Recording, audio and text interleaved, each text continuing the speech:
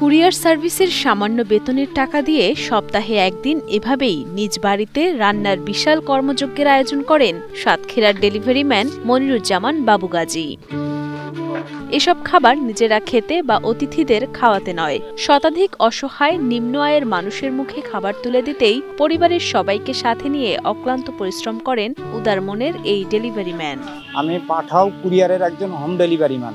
এই যে মানবিক কাজটা, এটা হচ্ছে পাঠাও কুরিয়ারের যেদিন ঢুকেছি তারপর থেকেই আমি আশেপাশে যেসব গরিব অসহায় মানুষ আছে দেখি তাদেরকে 5 কেজি মাথা পিছু 5 কেজি চাল দিছি। প্রথম এটা দিয়ে শুরু করছি, এটা খাওয়াচ্ছি আমি, এটা আড়াই বছর প্লাস। প্রায় 3 বছর ধরে প্রতি সপ্তাহের বৃহস্পতিবার রান্না শেষে শহীদ আব্দুর রাজ্জাক পার্কে খাবার নিয়ে মনিরুজ্জামান বাবু নিজেই করেন খাদেমদারি।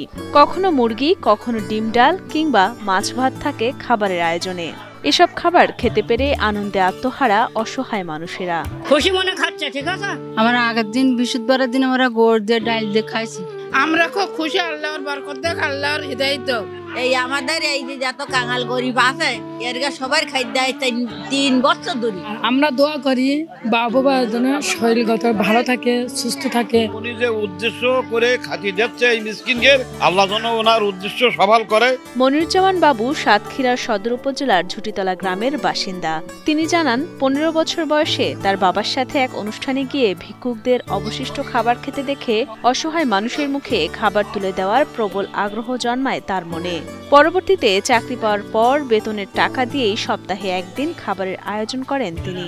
মৃত্যুর আগ পর্যন্ত এই কার্যক্রম চালিয়ে যাওয়ার ইচ্ছা রয়েছে তার। আমার বয়স যখন 14-15 মোটামুটি আমি বুঝি, আমার বাবার সঙ্গে আমি এক জায়গায় খেতে গেছিলাম। তো ওইখানে ঢোকার সময় একজন বৃদ্ধ লোক, মোটামুটি বয়স্ক লোক, উনি ওই লাঠি নিয়ে দাঁড়ায় আছে, আর 5-7টা কুকুর আছে বসা, 5-7 জন ফকির আছে। তো এইটা আমি যাওয়ার সময় দেখি যাই। দেখার পরে আমি যখন খেয়ে দিয়ে বেরোয় আসি তখন দেখি ওনারা আছে, উনির ভিতরে যার কাছে লাঠি ছিল মূলত যে কুকুর তাড়াবে, উনি ওই কিছু খাবার, নষ্ট খাবার ওনাদেরকে আনে, এনে ওনাদেরকে দেয়। ওইটা দেখার পরই সেখান থেকে আমার হয় যে আমি যদি আল্লাহ আমার যদি কখনো সক্ষম হয় সেইভাবে পরিবেশ করে, তা আমি গরিব অসহায় মানুষের জন্য কাজ করব। প্রথম দিকে পরিবারের আপত্তি থাকলেও এখন তার এই কাজে সহযোগিতা করছে স্ত্রী, সন্তান, মা সহ পুরো পরিবার। খাবার পরিবেশনের কাজে সহযোগিতা করেন প্রতিবেশীরাও। প্রথম দিক থেকে আমাদের একটু আপত্তি ছিল, তারপরে দেখলাম যারা গরিব অসহায় মানুষ তারা খেয়ে তৃপ্তি পাচ্ছে, তারা দোয়া করতেছে। প্রতি বৃহস্পতিবারে মানুষের খাদ্য দেয়, এটা আমরা সবাই মিলে সহযোগিতা করি। বিনামূল্যে দুস্থদের খাওয়ানোর এমন ব্যতিক্রমী আয়োজনে অভিভূত স্থানীয়রা। তারা সকলেই সাধুবাদ জানান মনিরুজ্জামান বাবুকে। আগামীতেও এই আয়োজন অব্যাহত থাকবে এমনটাই প্রত্যাশা সকলের। উনি দোয়া চায়, তার বিনিময়ে কিছুই চায় না। আমাদের সমাজে অনন্য একটা দৃষ্টান্ত আমাদের বাবু ভাই। আমরা বাবু ভাইকে ধন্যবাদ জানাই, তাকে দেখে আরো সমাজের আরো মানুষ এগিয়ে আসুক, এটা আমাদের প্রত্যাশা।